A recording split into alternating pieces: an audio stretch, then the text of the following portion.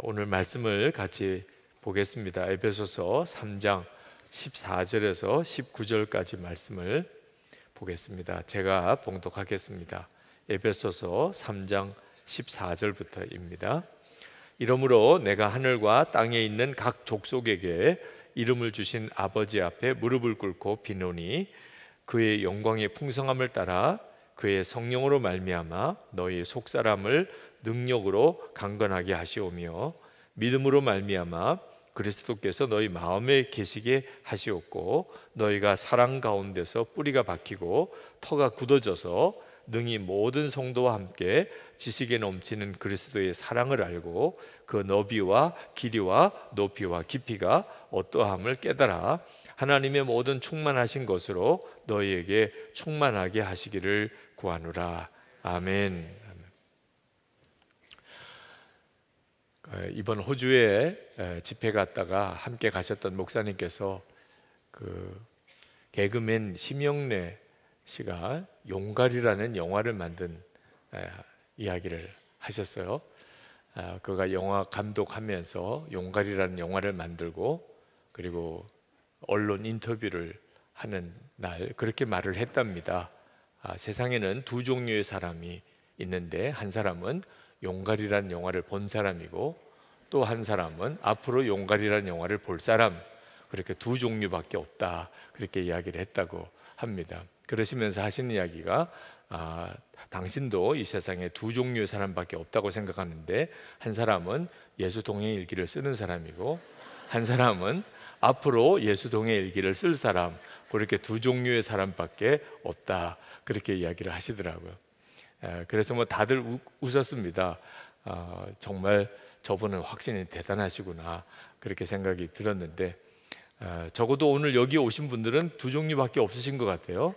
예수 동일기를 쓰시는 분하고 앞으로 쓰실 분하고 두 종류밖에 없으시다고 보입니다. 예수님과 동행하는 일기를 쓰는 일을 위하여 그동안에 예수 동행 운동 또 위지엠 사역을 하면서 왜 꼭 이렇게 해야 하나 하는 것에 대한 질문을 받습니다. 그렇게 일기를 쓰시도록 권해드리는 일, 또 목회자들과 교우들에게 그렇게 권하는 일, 이번에도 또 썸머 위드 지저스는 또 뭐예요? 참 이름도 잘 만들어내요. 여름이 왔다고 또 썸머 위드 지저스, 무슨 바캉스 가는 것도 아니고 하여튼 그러면서 우리 교우들에게 예수님과 동행하는 삶을 그렇게 권해드리는 이유는 그것이 우리가 예수 믿는 삶에 있어서 가장 중요한 일이기 때문에 그렇습니다. 우리가 예수님을 믿는다는 것은 예수님과 동행하는 삶을 산다는 거거든요. 그런데 안타까운 것은 예수님과 동행하시라고 그러면 대부분은 그냥 동행한대요. 이미 하고 있대요. 목사님 걱정하지 마세요, 주님과 동행하고 있어요. 주님이 내 안에 오셨으니까 뭐 주님과 동행하는 거죠. 내가 어디 가든지 주님은 나 따라다니시고 그러니 주님과 동행하고 있다는 식으로 이야기를 해요. 그래서 예수님과 친밀히 동행하시느냐 그러면 그건 조금 대답하기가 곤란하대요. 주님이 나와 동행하시는 것은 믿는데 주님과 친밀히 동행한다고 말하기에는 좀 부담스럽다고 표현을 하십니다. 예수님과 동행하는 줄 알았는데 실제로는 그렇지 않는 경우가 우리의 문제예요. 사실 우리가 예수님과 동행한다는 말은 예수님이 나를 따라다니는 삶이 아니고 내가 주님을 따라가는 삶을 말하는 겁니다. 예수님과 친밀히 동행하자는 이유는 우리가 계속 주님이 앞장서시면 그 주님을 따라가는 삶을 살기 위하여 그렇게 표현을 한 것입니다. 우리가 매일 일기를 쓰는 이유는 매일 그렇게 살았는지를 점검해 보아야 비로소 내 삶이 주님과 동행하는 삶으로 움직이게 됩니다. 그렇지 않으면 내가 주님과 동행했는지 안 했는지 아무 생각 없이 그냥 살게 됩니다. 달라스 윌러드라는 사람이 하나님의 모략이라는 책을 썼는데 그 책 속에서 왜 예수를 믿고도 삶의 변화가 없는가, 많은 그리스도인들이 지금 있는데 왜 하나님의 역사는 삶 속에서 나타나지 않는가, 그분은 거기다가 거기에서 뭐라고 지적을 하셨냐면 많은 그리스도인들이 천국에 가기 위해서 예수를 믿지 여기서 살기 위하여 예수를 믿지 않기 때문이다. 그런 표현을 썼습니다. 우리가 예수를 믿으면 그러면 천국에 간다. 천국에 가려면 예수를 믿어야지. 그 점에 대해서는 이의가 없으실 거예요. 근데 여러분 오늘 예배가 끝나고 그리고 여러분의 집에 가는데 예수 믿어야 됩니까? 그 점에 대해서는 생각이 많이 갈라져요. 네, 뭐 그 예수까지 꼭 믿어야 될 필요가 있어요? 네, 집에 가는데 끝나고 집에 가는데 무슨 예수까지 꼭 믿어야 됩니까? 그러니까 예수를 믿어도 이 세상에서 내 삶에 하나님의 역사가 없는 거예요. 여러분 한번 생각을 바꿔보세요. 오늘 이 집회가 끝나고 이제 집에 가는데 예수님을 정말 믿어야 갈 수 있다. 사실 집에까지 가는 동안에 얼마나 많은 일들이 일어나겠어요. 그죠? 여러분이 버스를 타고 지하철을 타고 또는 차를 가지고 오셔서 운전해서 집에까지 가는 동안 사실 수많은 변수들이 계속 일어납니다. 정말 예수를 믿어야 될 영역이에요. 자, 집에 들어갈 때도 그래요. 집에 들어갈 때. 그 순간이 정말 아슬아슬한 순간이에요. 집안에 무슨 일이 어떻게 일어날 수 있는지 알 수 없지요. 가족들을 또 만났을 때 내가 어떻게 말하고 행동해야 되는지. 진짜 이 세상에 살아가기 위해서 예수 믿어야 하는 거예요. 우리에게 있어서 예수님과 친밀한 동행은 우리가 운전하든지 뭐 지하철을 타고 오고 가든지 내가 직장 생활을 하든지 가정에서 살든지 모든 영역에서 다 너무너무 중요한 것이거든요. 그런데 안타깝게도 많은 그리스도인들이 그렇게 이 세상에서 살아가기 위하여 예수를 믿어야 된다는 것에 대해서 너무 잘 몰라요. 그래서 예수님과 친밀히 동행하자는 것에 대해서 그렇게 성도들에게 강력하게 도전하고 권하는 겁니다. 그리고 그것을 매일 점검해 보시자는 거죠. 여러분이 이제 예수님과 친밀히 동행하는 삶을 살아가는 데 있어서 이번 시리즈 설교 기간 동안에 믿음이 얼마나 중요한 역할을 하는가에 대해서 여러분들과 같이 나누려고 합니다. 예수님과 친밀히 동행하고 싶긴 한데 그게 잘 안 된다는 분들이 많습니다. 믿음에 문제가 있기 때문입니다. 우리의 믿음이 주님과 친밀히 동행하는 데 있어서 결정적인 역할을 합니다. 그런데 우리의 믿음이 온전하지 않으면 그러면 주님과 동행하고 싶어도 동행할 수가 없어요. 저희 동생 중에 의사인 동생이 있는데 그가 선교사로 헌신하기 위해서 병원을 다 내려놓고 미국에 가서 예수전도단 훈련센터에서 선교사 훈련을 받은 적이 있습니다. 형이 목사이긴 하지만 제가 저희 동생을 딱히 뭘 도와줄 방법이 없었어요. 의사로서 자기 먹고 사는 거는 큰 어려움이 없었는데 그걸 다 내려놓고 저 선교사 훈련을 받으러 갔으니 모든 것을 다 이제 재정 후원을 받아서 사는 거거든요. 그래서 한 번은 이렇게 만나서 어떻게 먹고는 사느냐 그랬더니 형 걱정하지 마. 하나님이 공급해 주시는 것으로 잘 살고 있어. 그렇게 이야기를 하더라고요. 그러면서 하는 이야기가 어느 날 전혀 예상치 않았던 곳에서 후원이 온대요. 참 이번 달에는 하나님이 좀 풍족하게 살게 하시나 보다. 그러면 늘 돕던 데서 또 안 온대요. 그래서 지나고 보면 항상 그렇게 먹고 살 만큼 하나님이 공급해 주신다는 겁니다. 제가 그 말을 들으면서 제가 선뜻 이렇게 많은 재정적으로 후원을 하지 못하는 형편에서 미안한 마음도 들고 또 한편으로는 꼭 이렇게까지 힘들게 살아야 되나 하는 마음도 한편 들었었습니다. 그랬더니 저희 동생이 하는 이야기가, 형 이것이 굉장히 중요한 훈련이래. 로렌 커닝햄 그 예수전도단을 세우신 분인데, 그 로렌 커닝햄의 가르치는 말씀에 의하면 하나님께서 하나님의 사람들을 훈련시켜 내는 일에 있어서 매일매일 먹고 사는 것을 하나님이 공급하시는 경험을 하도록 믿음의 훈련을 반드시 받아야 비로소 저 남미로 가든 아프리카로 가든 또는 뭐 아주 냉랭한 그런 유럽으로 가든 어디로 가든지 하나님이 나를 공급하시고 나를 지키시고 나와 동행하신다는 확신이 들게 된다는 겁니다. 그래서 선교사로 헌신한 사람들을 훈련시킬 때 가장 중요한 훈련이 재정에 대한 훈련이라는 겁니다. 하나님이 주시는 것으로 먹고 사는 훈련. 하나님이 나를 부르셨다면 내가 먹고 있고 살 것을 주신다.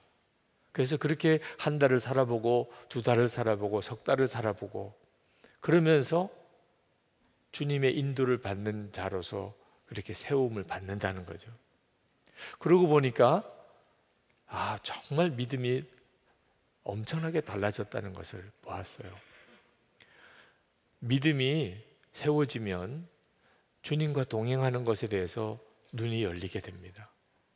결국은 믿음이 없으니까 주님과 동행하는 것도 어렵게 느껴지는 거예요.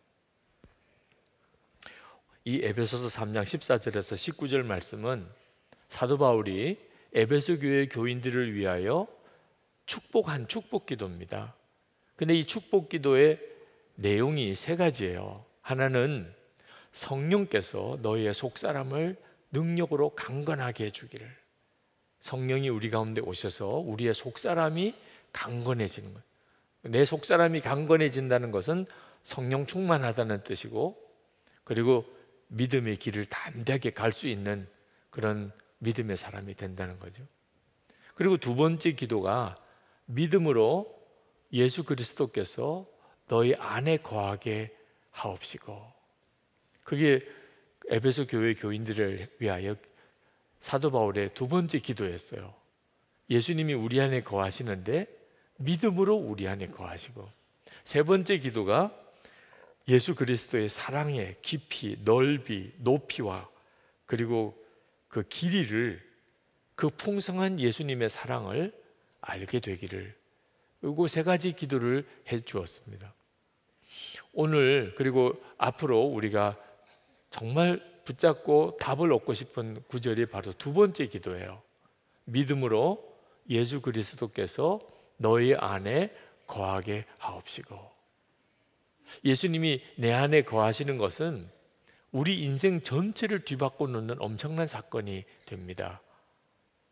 여러분에게 다 하나님이 주신 은혜지만 이 사실이 진짜 믿어지지 않으니까 옛날처럼 사는 거예요. 예수를 믿고도 무기력하게 사는 거예요. 예수님이 내 안에 거하시는 게 정말 믿어지면, 그러면 인생은 완전히 달라지게 됩니다. 여러분 집에 어떤 친척이 와서 함께 살게 되었다면 아마 집안 생활 변화가 올 거예요. 그죠? 예수님이 내 마음에 정말 거하시게 됐다는 게 사실이라면 인생이 안 바뀔 수가 없어요. 이 일이 믿음으로 된다는 겁니다.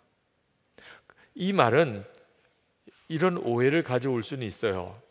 내가 믿으면 예수님이 내 안에 거하신다는 걸 믿으면 예수님이 내 안에 거하시고, 안 믿으면 예수님이 내 안에 거하시지 않는다, 그런 의미는 아닙니다. 내가 믿든지 안 믿든지 예수님은 내 안에 거하세요. 예수님이 내 안에 거하시는 것을 내가 믿게 되면 예수님의 역사가 실제로 내게 경험이 돼요. 내가 만약에 믿지 않으면, 그러면 예수님은 내 안에 거하시지만 나는 예수님의 역사를 삶 속에서 경험할 수 없어요. 그 차이예요.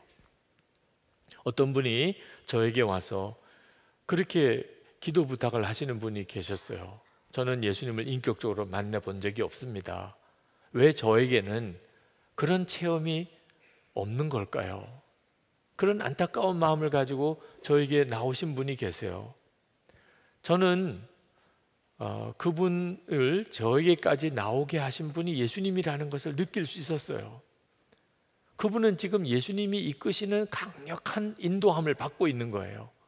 예수님이 이끌지 않았는데, 예수님이 그 속에서 역사하지 않았는데 왜 나는 예수님을 인격적으로 만나지 못할까?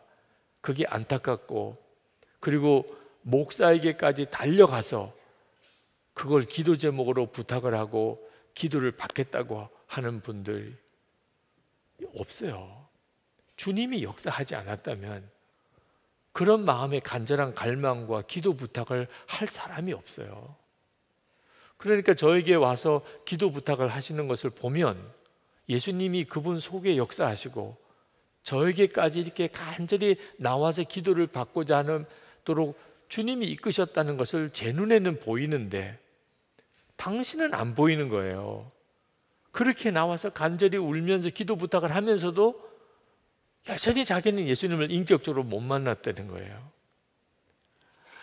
주님의 음성을 듣고 싶습니다. 목사님, 저도 한번 주님의 음성을 좀 듣고 싶습니다. 이미 듣고 있어요, 그분은. 그러니까 듣고 싶다는 갈망을 가지고 저에게까지 나오신 거죠. 주님이 역사하시는 것이 분명한데도 본인은 전혀 모를 수 있어요. 그러니까 우리가 믿으면 예수님이 내 안에 거하시고 안 믿으면 예수님이 내 안에 거하시지 않는 건 아니에요. 예수님이 내 안에 거하시는 것은 내가 믿고 안 믿고 상관이 없이 내가 예수님을 영접하면 내 안에 오세요.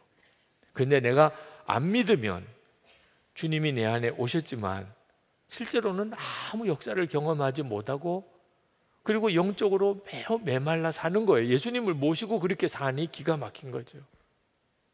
그런데 우리가 예수님이 내 안에 거하시는 게 믿어지기 시작하면 그러면 갑자기 인생 자체가 확 달라져 버려요. 예수님이 그날부터 그 사람 속에 계신 게 아닙니다. 그 이전부터 계세요. 오늘 이 자리에 여기 있는 사람 모두에게 주님은 마음에 계세요. 근데 예수님이 내 안에 거하시는 것이 믿어지기 시작하면 그러면 어제처럼 못 살아요. 완전히 다른 인생을 살게 돼요. 이것이 바로 믿음으로 예수 그리스도께서 너희 안에 거하게 하시오며 그런 뜻입니다. 그러니 예수님이 내 안에서 역사하시는 삶은 그 열쇠를 내가 가지고 있는 거예요. 오늘 여러분이 주님 제게 역사해 주세요. 제 안에 임해 주세요. 제 삶 속에 간섭해 주세요. 여러분이 주님께 그렇게 기도할 이유가 없어요. 이미 여러분 안에 오셨고 여러분을 여기까지 인도하고 계신 거요. 여러분이 그 사실을 믿으면 그러면 오늘 이 집회가 끝나고 집으로 가는 시간부터 여러분의 삶은 완전히 다른 삶이 돼요. 주님이 나와 함께 계시다. 버스를 탔는데 지하철을 탔는데 차를 운전하는데 주님이 내 안에 계시다. 그렇게 믿어지면 그 자리가 완전히 다른 자리가 됩니다. 여러분의 집이 어떤 형편인지 모르지만 오늘 여러분이 집에 들어갈 때 예수님이 내 안에 거하시는 게 믿어지면 집은 완전히 다른 집이 되는 거예요. 열쇠가 우리에게 있어요. 우리가 믿으면 믿음으로 그 모든 일이 되는 거예요. 안타까운 것은 제가 어릴 때부터 교회에서 안타까운 게 이 교회 안에 교인들끼리 싸우는 거예요. 이 말하고 저 말하고. 물론 뭐 제가 지금까지 본 것 중에 교인들끼리 이렇게 권투 글러브 끼고 싸운 건 본 적이 없어요. 네. 뭐 아슬아슬한 단계까지 가는 건 봤지만 우통을 벗는 것까지는 봤어요. 이렇게 우통을 벗는 여러 사람이 이렇게 끌어안는 바람에 치고받고까지는 안 갔지만 하여튼 그래도 교회 안에서 서로 얼굴이 서로 안색이 변하고 또 목소리가 커지고 이건 끔찍해요. 이런 일들이 왜 교회 안에 벌어질까요? 특히 교회 안에 그런 일이 벌어질까요? 예수님이 내 안에 거하시는 게 안 믿어지니까 그런 거예요. 열심은 있는데 교회에 대한 열심은 있어요. 교회 안에서 싸우시는 분들을 만나보면 다 열심히 특심하신 분들이에요. 교회를 향한 열심이 있으니까 그렇게 싸우기도 하는 거예요. 그런데 예수님이 내 안에 거하시는 것은 전혀 믿지 못하는 거예요. 예수님이 내 안에 거하시는 게 믿어지면 절대로 싸울 수가 없어요. 아니, 예수님 앞에서 어떻게 소리 지를 수 있고, 예수님 앞에서 어떻게 남 흉볼 수 있고, 예수님 앞에서 어떻게 남 이야기를 그렇게 꺼낼 수 있어요? 말도 안 되는 거죠. 그래서 어떤 분들을 보면 참 교회를 향한 열심은 대단한데 주님이 마음에 계신 것은 안 믿으시는구나. 그런 분들을 많이 봐요. 그러니 여러분, 예수님이 내 안에 거하시는 게 믿어지는 것은 이건 엄청난 일이에요. 특별히 하나님이 나를 사랑하시는가 하는 것에 대한 답이 예수님이 내 안에 거하시는 게 믿어지는 것과 직결되어 있어요. 오늘 말씀해 보면 세 가지 기도 중에 첫 번째, 성령이 속사람을 강건하게 하시고, 두 번째가 믿음으로 예수 그리스도가 마음에 거하게 하시고, 세 번째가 예수 그리스도의 사랑을, 그 길이와 넓이와 높이와 깊이를 알게 해달라. 그러니까 예수님이 내 안에 거하시는 게 믿어지는 것과 예수님이 나를 얼마나 사랑하시는가를 아는 게 밀접하게 관련이 있어요. 많은 성도들이 하나님이 자기를 사랑하신다고 그렇게 믿어요. 그렇게 들었기 때문에 수도 없이 들었어요. 그런데 실제로 그게 믿어지지 않는 사람도 엄청나게 많아요. 하나님이 나를 정말 사랑하시나? 대부분은 하나님이 나를 사랑하시는지 안 하시는지를 자기 형편을 보고 판단해요. 그래서 형편이 좋고 건강하고 일도 잘 되고 자녀들도 잘 자라주고 그러면 정말 하나님 너무 감사해요. 어떻게 이렇게 나를 사랑하시나요? 그런 말이 쉽게 나와요. 그렇죠? 모든 형편이 다 좋으니까. 그런데 조금 어려워지기 시작하면, 갑자기 가족들이 아프고 경제적으로 어려움이 생기고, 그리고 내가 하던 일이 실패가 되고, 그러면 하나님 나 사랑하시나? 이런 의심이 드는. 그러니까 하나님의 사랑에 대해서 의심하고 있는 그런 그리스도인들 너무너무 많아요. 왜? 이유가 딱 하나예요. 형편 때문에 그래요. 형편이 어려우면, 그러면 하나님의 사랑에 대한 의심이 확 일어납니다. 당대에 가장 의인, 온전한 사람이었던 욥도 이 고난의 문제 때문에 하나님의 사랑에 대한 의심에 사로잡혔던 것이 우리가 요즘에 욥기를 읽으면서 우리가 보는 거잖아요. 근데 그때 그 일을 시험을 준 자가 사탄입니다. 사탄의 논리는 이거예요. 하나님 앞에서 욥에게 사탄이 있는 재산, 자식들 다 죽이고 뺏고, 그리고 온몸에 악창이 나는 끔찍한 그런 병을 앓게 만들었거든요. 근데 하나님께 사탄이 이렇게 참소하는 거예요. 욥에 대해서. 잘해주니까 하나님을 믿는 거잖아요. 사람이란 조금만 어려움을 줘봐요, 금방 하나님을 저주하고 떠납니다. 하나님 욥에게 속지 마세요. 욥이 저렇게 하나님 앞에 잘하고 그렇게 제사를 드리고 온전한 믿음이 있는 것처럼 보이는 것 다 하나님이 잘해 주시니까 그런 거예요. 그래서 하나님이 아니다, 욥은 그렇지 않아, 형편하고 상관없어. 아유, 하나님 모르시는 이야기네. 사람은 내가 더 잘 알아요. 뭐 이제 이런 식으로 나오니까, 그러면 한번 생명은 거두지 말고, 생명은 손대지 말고 내가 한번 해봐라. 그래가지고 이제 욥에게 고난이 닥친 겁니다. 욥으로서는 이해할 수 없는 고난이 닥친 거예요. 그것도 막 겹쳐서. 여러분, 이 욥기를 읽으면 우리가 고난이 닥쳐올 때, 이유 없는 어려움이 겹쳐올 때, 그래서 하나님이 정말 나 사랑하시나? 이게 마음에 의심이 있게 들 때 무슨 역사인 줄을 분별해야 돼요. 마귀가 너 이래도 하나님 믿을래? 너 이래도 하나님 믿을래? 그런 순간이에요. 그러니까 마귀가 형편을 따라서 하나님의 사랑을 판단하게 만드는 거예요. 형편이 좋은 사람은 하나님이 사랑하시나 봐. 형편이 어려우면 하나님이 사랑 안 하시나 봐. 여러분, 이 논리에 속으면 안 돼요. 이걸 이해 못하니까 욥의 아내가 욥에게 하나님을 저주하고 죽으라고. 욥이 어떻게 하나님을 섬겼는지 욥의 아내가 너무 그런데도 이런 어려움이 생겼어요. 차라리 하나님 저주하고 죽으라. 마귀가 그렇게 시험하는 것을 깨닫지 못하면, 분별 못하면 오히려 믿음이 좋다는 사람이 더 크게 넘어져요. 그러니 여러분, 우리가 형편에 따라서 하나님이 나 사랑하나 봐, 안 하나 봐 이렇게 생각하는 것은 대단히 위험한 것이에요. 우리가 믿음으로 예수님이 내 안에 거하시게 하시옵고 라고 이렇게 말하는 이유는 어떤 처지와 형편이든지 상관없이 하나님이 나를 사랑하신다는 것을 믿으라는 거예요. 뭐가 잘 되면 하나님 사랑하시나 봐, 뭐가 안 되면 하나님이 나 사랑 안 하시나 봐, 이랬다가는 큰일 난다는 겁니다. 하나님께서 그렇게 우리가 믿을 수 있게 하시려고 우리에게 허락하신 것이 십자가예요. 십자가. 하나님이 나 사랑하시나 확실한 증거를 주셨어요. 십자가.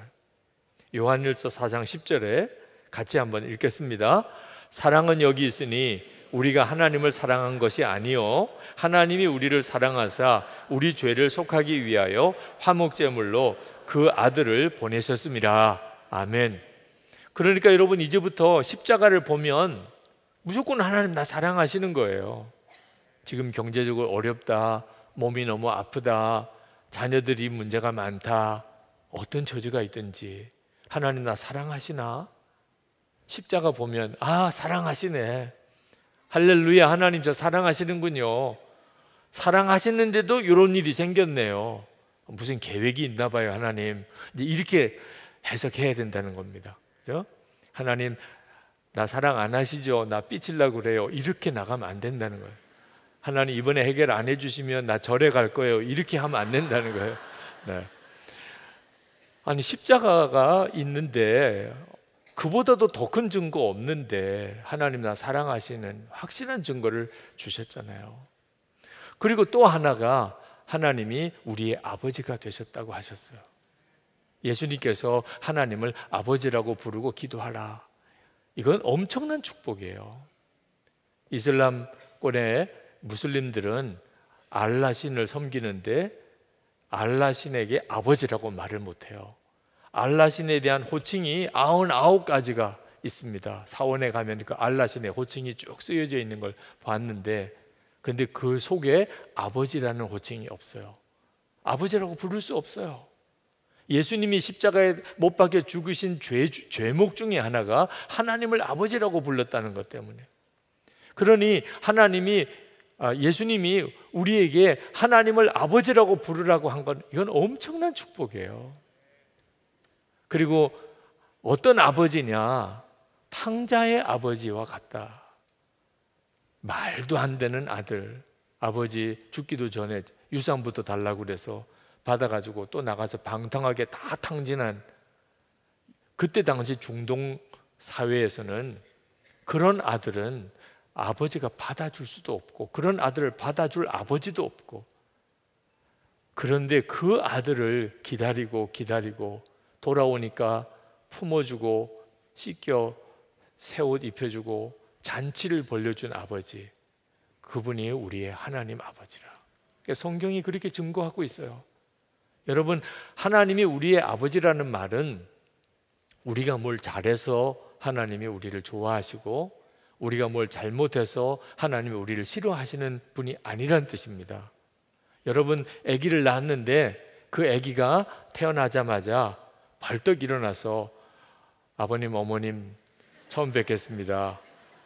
어머니 저를 낳느라고 얼마나 고생 많으셨어요. 이제부터는 걱정하지 마세요. 제가 집안 청소, 설거지 다 제가 다 할 거예요. 제가 앞으로 적어도 하루에 4시간만 자고 열심히 공부해서 우리 집안에 수재가 났다는 이야기를 꼭 듣도록 해드리겠습니다. 그러면서 큰 절을 이렇게 하는, 그러면 그 아이는 정말 사랑받는 아이고, 그냥 계속 똥이나 싸고 이런 아이는 여러분 싫어하시죠? 그런 부모 없습니다. 그죠? 이제 막 태어나니까 뭘 집안일 제대로 할 게 있어요. 어지러 놓기만 하고 일만 많고, 그죠? 밤에 잠도 제대로 못 자고. 그런데 그 아이가 있다는 것만 가지고도 부모는 좋아요. 그 아이의 존재 자체만도 사랑하는. 예수님께서 세례 받으실 때 하나님께서 내 사랑하는 아들이라고 말씀하셨는데, 예수님이 무슨 병자를 고치거나 천국 복음을 전하시거나 전혀 그러시기 전이에요. 그런데 하나님은 내 사랑하는 아들이라고 하셨어요. 우리에게도 똑같아요. 하나님이 우리의 아버지가 되신다는 말은 우리가 하나님에게 뭘 잘했기 때문에 하나님이 나를 사랑하시거나 내가 뭘 잘못했기 때문에 하나님 나를 싫어하시는 분이 아니라는 겁니다. 우리가 존재하는 것 자체로 하나님이 나를 사랑하시는 거예요. 여러분이 지난 주간 어떻게 사셨는지 하나님은 그것 때문에 사랑을 더하고 안 하고 아시는 분이 아니라는 거예요. 그러니까 하나님이 나의 아버지가 되신다는 말은 하나님이 나 사랑하시는구나, 어떤 상황에서도 확신할 수 있는 근거예요. 여러분이 지금 어떤 삶을 사셨든지 간에 하나님은 나 사랑하시나? 아멘이죠. 왜? 아버지시니까. 내 아버지시니까. 자, 이렇게 정말 하나님의 사랑을 의심할 수 없는 증거를 이렇게 주셨어요. 십자가와 하나님이 아버지라고 하는 말씀. 이제 충분해요, 이제. 그죠? 하나님의 사랑에 대해서 어떻게 더 의심하겠어요?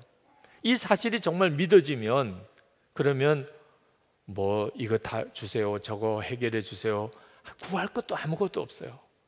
지금보다도 형편이 더 어려워져도 나는 아무 상관이 없어요. 하나님이 내 아버지시고 하나님이 나를 사랑하시는데, 지금 겪게 되는 어려움조차도 지나고 나면은 다 나에게 유익한 것일 텐데. 자, 그렇게 되어야 맞는데, 예수님의 십자가도 내가 알고 하나님의 아버지라는 말씀도 내가 알지만 또 어려워지면 갑자기 확 꺾어져요. 어려움이 생기고 시험이 겹치고 그게 조금 시간이 오래 걸리면, 그러면 갑자기 사랑 안 하시나 봐, 이렇게 또 나온다니까요. 십자가 분명히 알아요. 하나님 아버지라는 말 수도 없이 들었어요.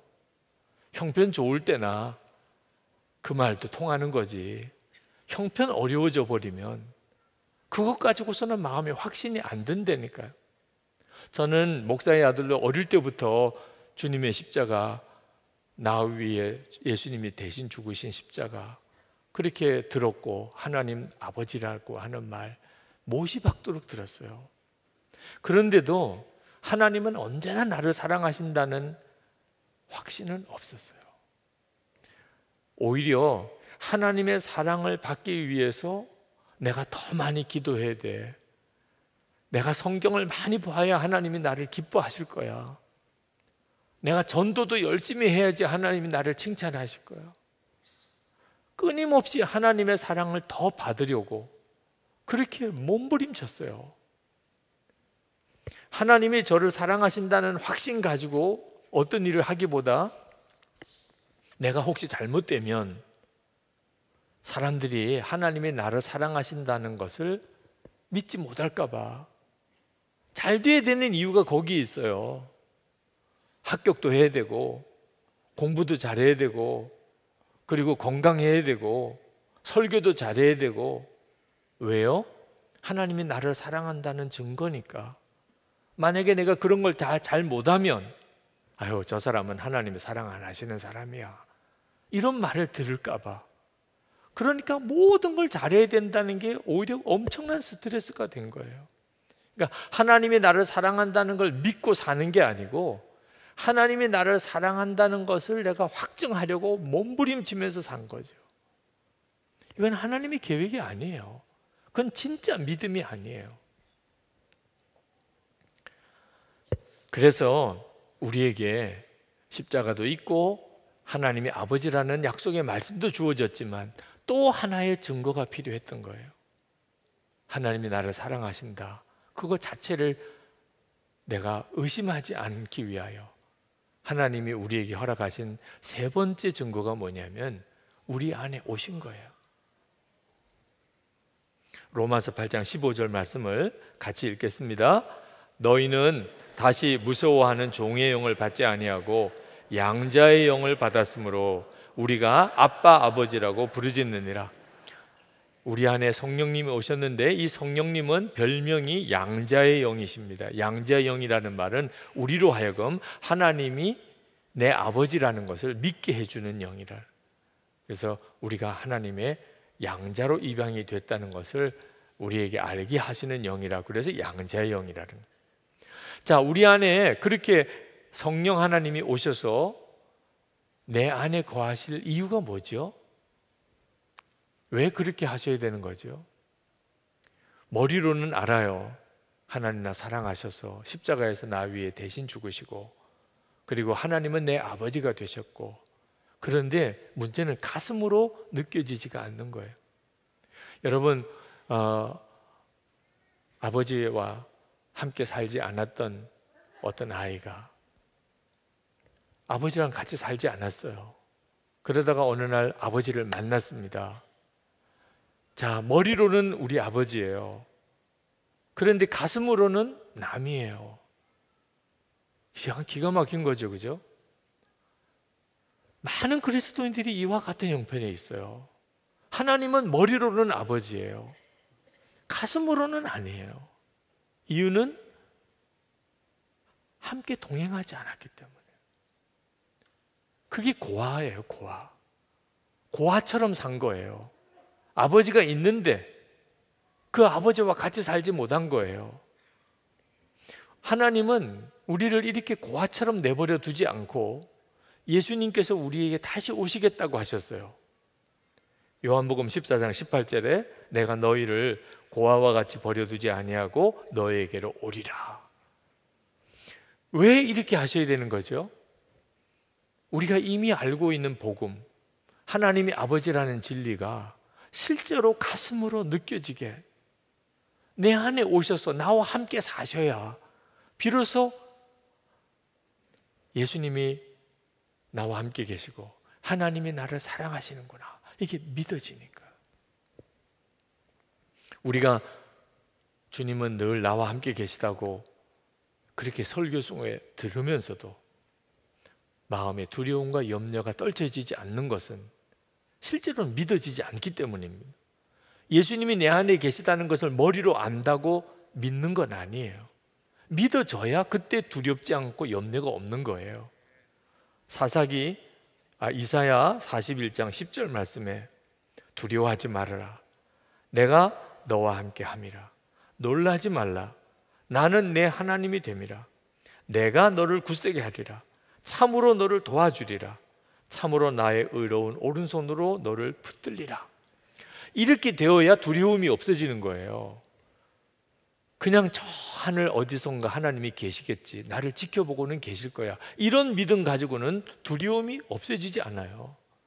두려움이 없어지는 믿음은 나와 함께 계시는 게 분명하게 믿어져야 돼요. 주님의 손으로 나를 붙잡고 계신 게 분명하게 믿어져야 두려움이 없어지는 거예요. 하나님의 사랑도 똑같아요.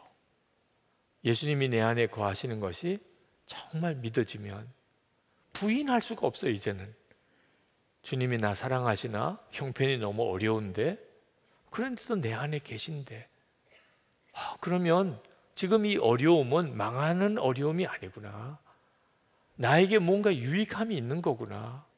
그래서 모든 걸 다시 보게 되는 거예요. 그래서 여러분들에게 매일 주님과 동행하는 일기를 써가면서 여러분 안에 계신 주님을 항상 잊어버리지 마시고 그렇게 주님을 계속 바라보시라는 거예요.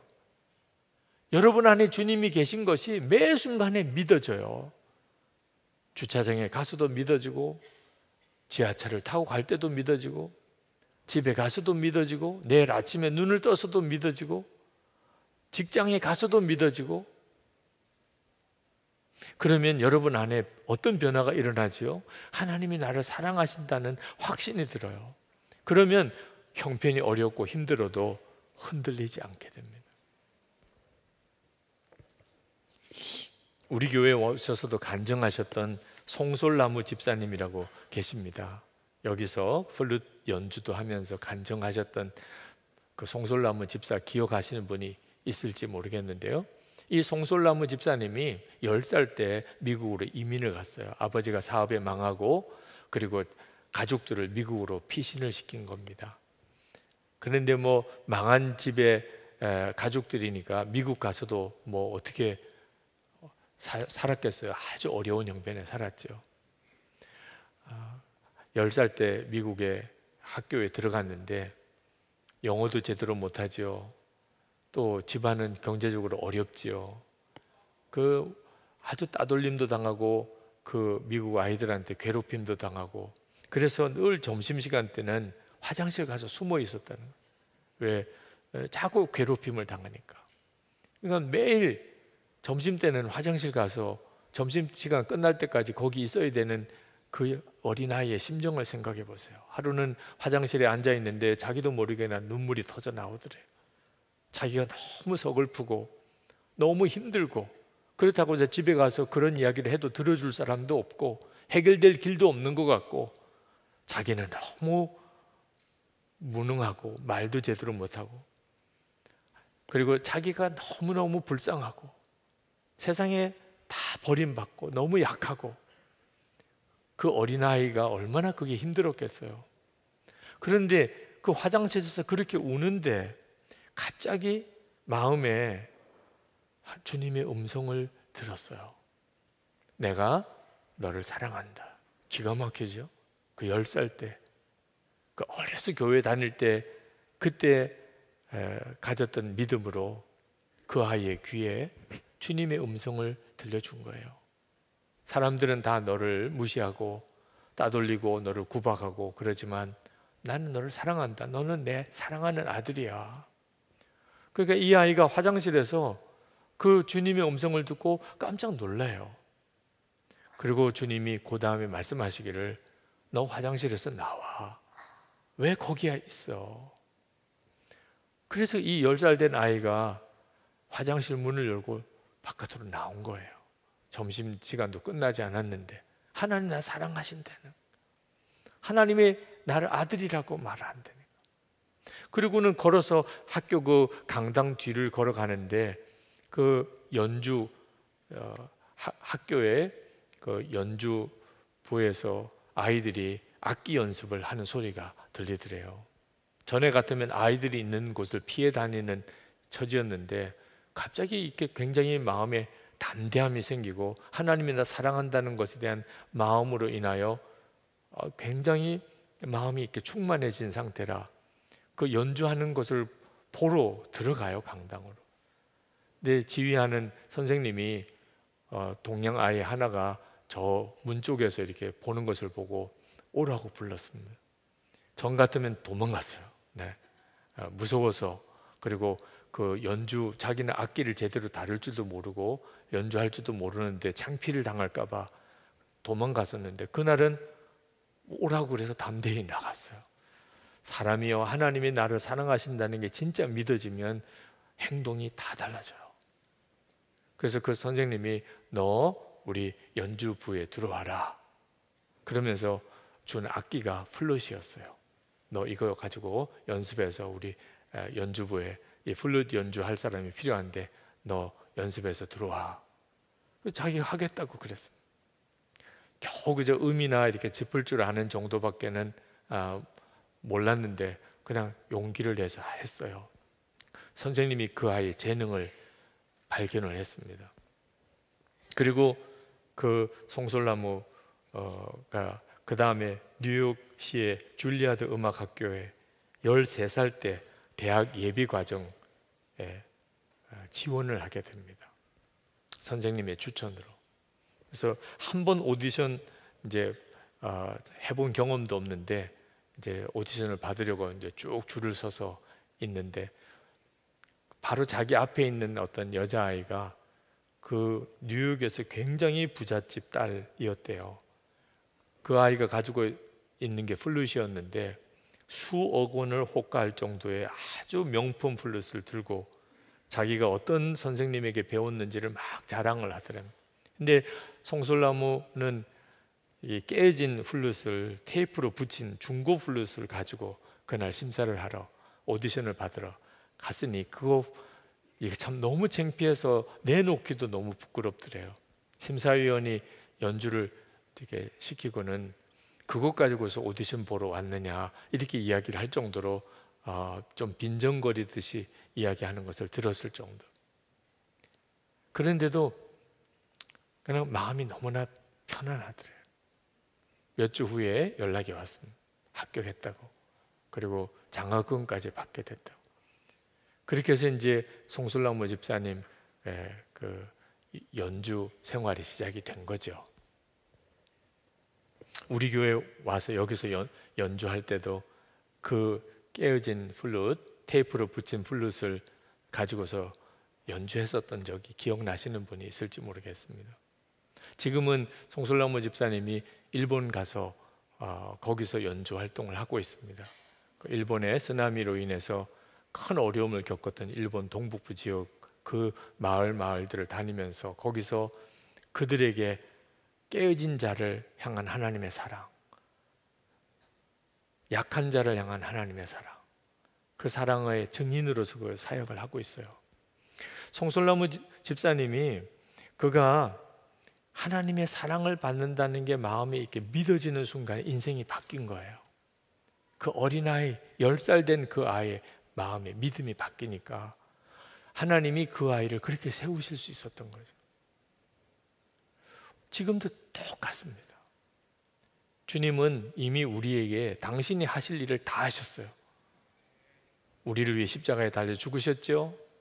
죽었다가 사흘 만에 부활하셨죠. 그리고 우리 안에 오셨죠. 예수님께서 우리를 위해서 하실 수 있는 일은 다 하셨다고요. 이제 우리가 할 일이 남아있어요. 주님이 내 안에 거하시는 것을 정말 믿는 겁니다. 우리의 문제는요, 뭐 돈이 없다, 내가 몸이 아프다, 뭐 내 주변에는 나를 도와줄 사람이 없다, 그게 아닙니다. 하나님의 사랑이 믿어지지 않는 거예요. 하나님이 나를 사랑한다는 게 믿어지지 않으니까 모든 것이 다 문제가 되는 겁니다. 저도 하나님의 사랑을 받기 위해서 아주 몸부림쳤어요. 하나님의 사랑을 받고 있다고 믿는 게 아니고 하나님의 사랑을 받으려고 몸부림을 쳤어요. 그렇게 되면 율법주의자가 됩니다. 이것도 지켜야 되고 저것도 잘해야 되고, 그러면 하나님이 나를 복 주시겠지, 사랑하시겠지. 그건 평생 무거운 짐이에요. 영원히 해결되지 않아요.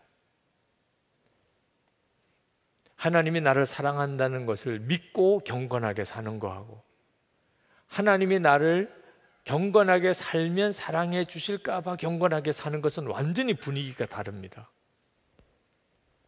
그런데 제가 24시간 주님을 바라보려고 하면서 매일 그것을 일기로 써가면서 확 바뀌어버렸어요. 그렇게 성경도 많이 알고 제가 설교도 했고, 주님의 십자가, 하나님은 나의 아버지, 그런데도 여전히 상황에 부딪혀서 하나님의 사랑에 대한 믿음이 흔들려요. 조금만 힘들고 어려워지면 담대함을 잃어버려요. 그런데 이게 어디서 해결됐냐면 주님을 계속 바라보게 되면서 주님이 나와 함께 계신 것을 계속 믿음으로 붙잡게 되면서 어느 순간에 제 속에 하나님이 나를 사랑하신다는 게 믿음으로 오기 시작했어요. 내 안에 계시니까. 그러니까 어떤 일들이, 어려운 일이 생겨도 전처럼 두려워하거나 조급해지거나 당황하거나 그렇게 되지 않더라고요. 아, 하나님께서는 무언가 뜻이 있으실 거야. 그 되어지는 여러 가지 어려운 일에 대한 해석이 완전히 달라졌어요. 하나님의 사랑하신다는 믿음이 이 모든 걸 바꾼 거예요. 그리고 또 하나가 저 자신을 제가 사랑하게 된 거예요. 사람은 다 자기 자신에 대한 열등감과 좌절감 있어요. 왜? 누구보다도 나를 더 잘 아니까. 다른 사람은 나를 잘 몰라요. 그래서 저를 착하게 보는 사람도 있어요. 근데 제가 착하지 않다는 건 제가 더 잘 알아요. 이거 참 기가 막힌 거죠.